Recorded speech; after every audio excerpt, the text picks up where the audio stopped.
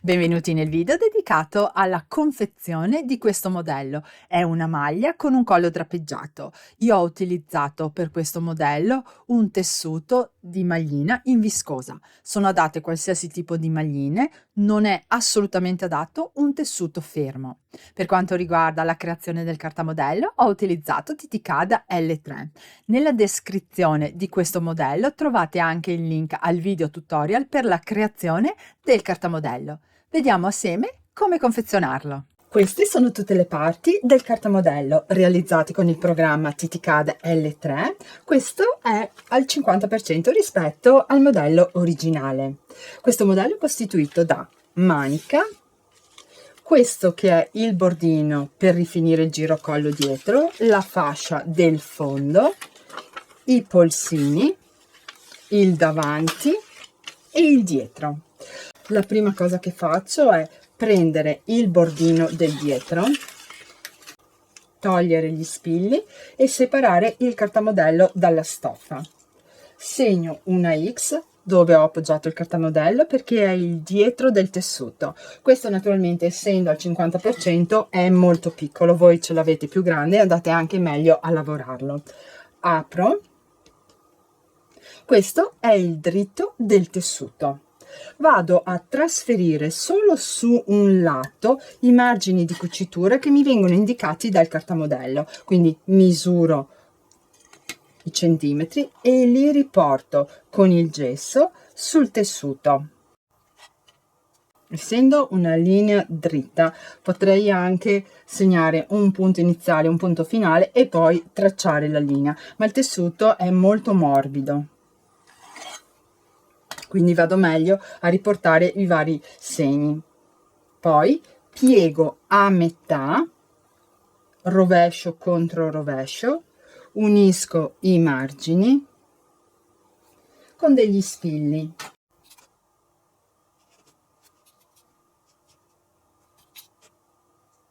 Poi piego a metà la fascetta e segno la piega, che è la metà della fascetta. La segno con la biro così voi la vedete meglio. Ecco qua, mi raccomando, voi con il gesso. Prendo il dietro. Il dietro voi dovete trasferire con ago e filo da imbastire queste due lineette che poi vi aiutano per inserire la manica. Gli altri punti da trasferire, il punto dell'incavo, entrate perpendicolare col filo, lo fate uscire, tagliate. Io non passo nessuna di queste marche per velocizzare. Tolgo gli spilli dal cartamodello e segno con una X il rovescio del tessuto. Il modello è stato appoggiato, il cartamodello, sulla piega della stoffa. Lo apro. Questo è il dritto del tessuto. La piega la segnate, fate un segnetto con il gesso. Io la segno sempre con la biro, così la vedete. Vedete il segno. Questo è il centro dietro del girocollo. Apro. Molto importante, nella creazione del cartamodello questa fascetta è stata costruita con il 10% in meno rispetto al girocollo, per fare in modo che poi quando l'avete addosso, soprattutto in questa zona, il collo rimanga aderente alla vostra figura e non ci sia stoffa invece in più. Però dovete fare attenzione: per applicare questa fascetta la prima cosa è bloccare la metà della fascetta con il centro dietro dove ho appena segnato e margine con margine, e subito questo margine della fascetta lo vado a posizionare sulla spalla, così lo tengo unito con uno spillo. Dopodiché vado a unire il restante collo tra lo spillo e il centro, tirandolo un pochino la fascetta in modo che si adatti al girocollo. Vedete, si adatta molto bene perché il tessuto è molto elastico.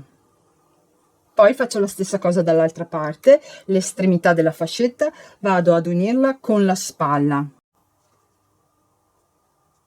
e unisco con gli altri spilli, tendendo proprio la stoffa come sto facendo, così.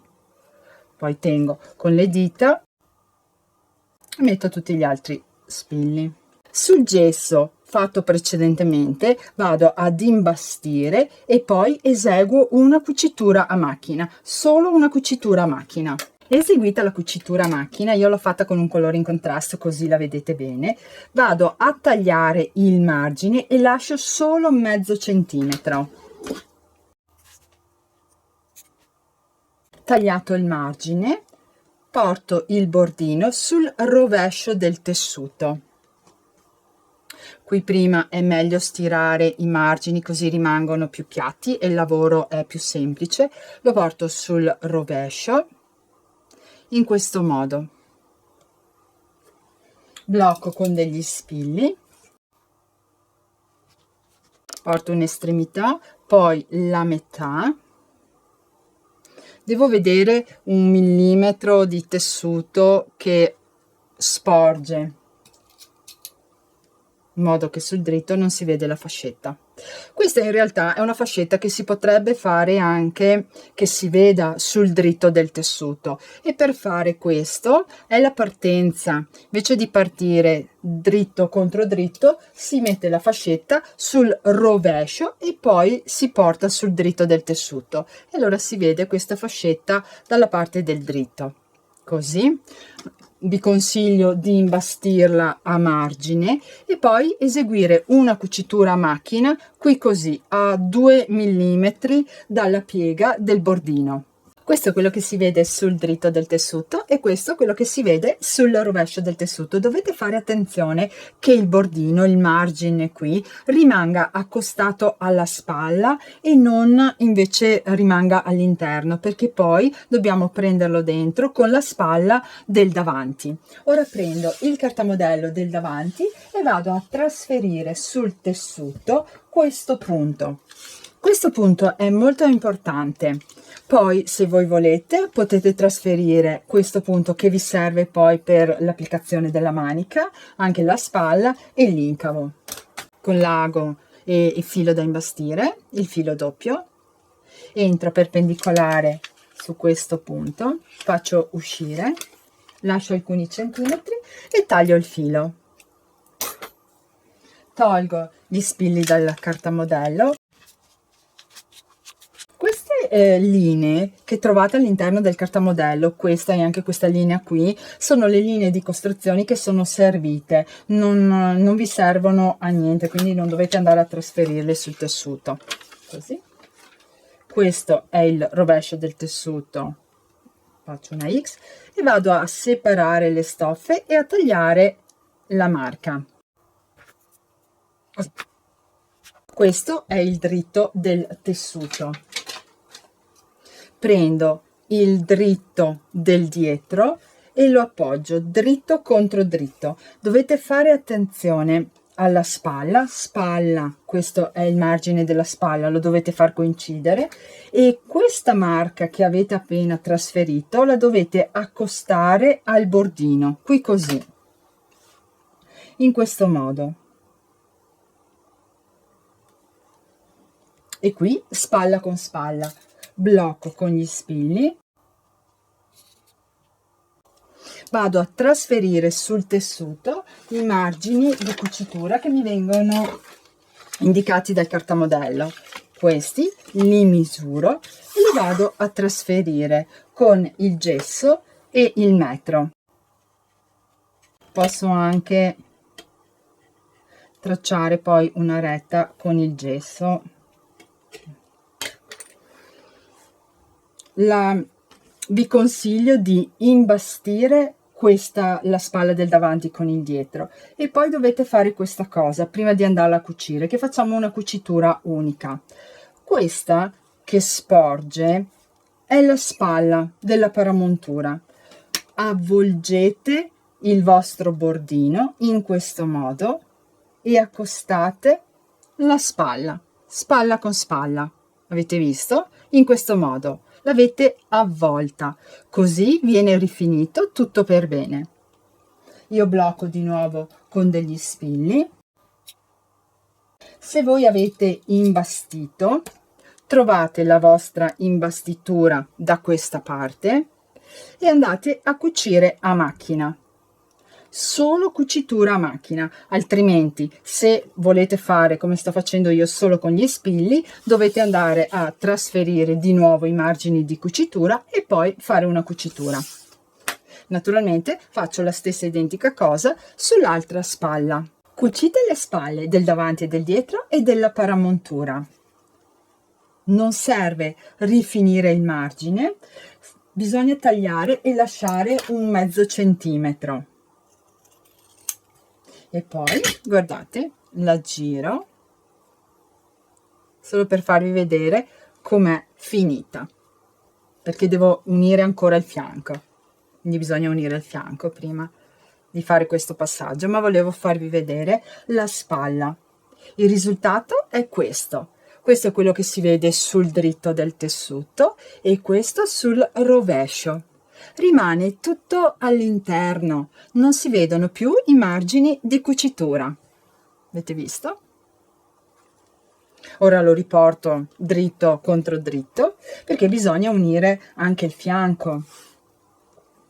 Qui voi che vi avevo detto di passare la marca, dovete posizionare marca con marca e il margine con il margine. Subito l'inizio e la fine bisogna bloccare in modo che i margini del fianco e i margini del fondo coincidano. Dopo aver unito con gli spilli, misuro il margine di cucitura che mi viene indicato dal cartamodello, lo riporto con il gesso sul tessuto, tutto lungo il fianco, sia da una parte che dall'altra.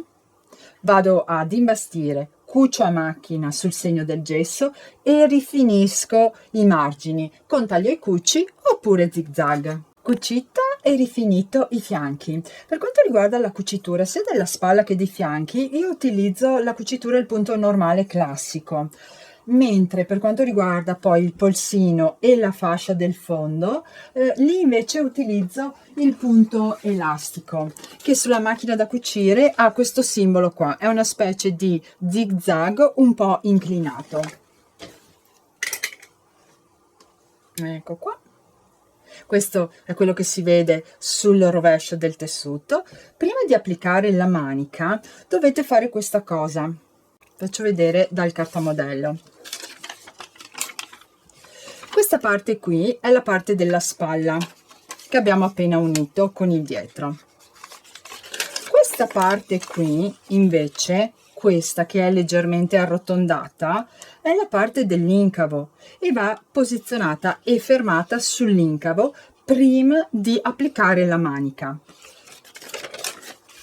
Il cartamodello presenta anche un margine qui all'inizio, diciamo, della paramontura. In realtà io questo margine non lo utilizzo, che sarebbe questo. È questo, non faccio né zig zag né taglia e cuci né niente, perché il tessuto di maglina non sfila. Se voi volete potete rifinirlo anche con la taglia e cuci, però dovete fare attenzione perché se il tessuto è tanto leggero rischiate che la taglia cuci, il filo della taglia cuci fa comunque un po' di spessore, perciò quando l'avete addosso sul dritto si rischia di vedere quello spessore. Un'altra cosa che si può fare su questo pezzettino qui di paramontura, ma fate conto una striscetta di 3 centimetri, si può applicare, e bisognerebbe farlo prima di aver messo le spalle assieme, un pezzettino di teletta termoadesiva di maglina. Deve essere di maglina e molto morbida, leggera, e essendo di maglina è elastica come il tessuto che andiamo a utilizzare per fare questo modello. Questo fa in modo che alcuni tessuti che tendono ad arricciare arricci meno ma rimanga disteso, come in questo caso. Nel mio caso, sia nella maglia originale che con questo tipo di stoffa, vedete che non c'è bisogno di applicare niente perché rimane già bella distesa. L'incavo sono sul rovescio del tessuto e sono sulla parte del davanti. Qui voi dovete bloccare questo pezzettino questo, che sarebbe questo, margine contro margine, così, deve coincidervi il margine e lo dovete imbastire. Io li posiziono solamente, lo unisco con degli spilli.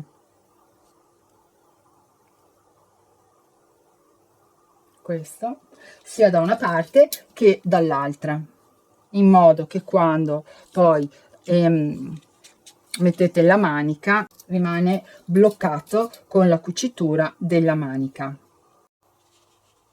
Così la paramontura all'interno rimane bloccata nell'incavo, mentre nella parte del davanti deve essere libera, bisogna lasciarla in questo modo. Sul dritto del tessuto al mio collo drapeggiato.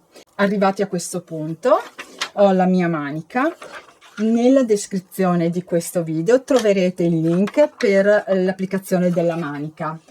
Poi c'è anche il polsino e la fascia del fondo. Sempre nella descrizione troverete come applicare il polsino alla manica e come applicare la fascia sul fondo del vostro corpetto. Spero di esservi stata utile. Ai prossimi video. Ciao ciao!